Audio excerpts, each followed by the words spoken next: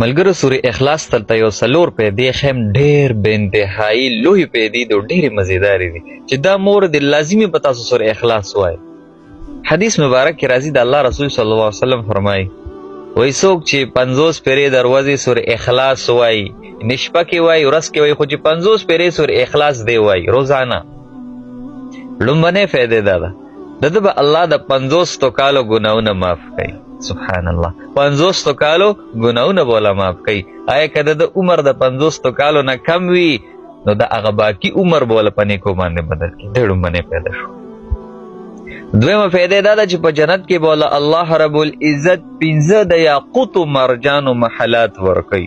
یو محل چې راته میلو شي څومره لویه خوشحالي ده 15 به درله درکوي. 15 درېیمه پیدا ده چې الله به درله د 19 قرآنونو برابر ثواب درکوي. 19 قرآنونه چې تا ختم کړل دومره ثواب درله مې درکوي. 50 پورې سورې اخلاص وایي. حدیث کې راځي چې څوک 3 پورې سورې اخلاص ووایي د یو قرآن ثواب ورته میلاویږي. نو 19 50 پورې ته ووایه بیا وله 3 کې ضرب ورکړه چې څو ته جوړېږي ته خپل حساب لګوه.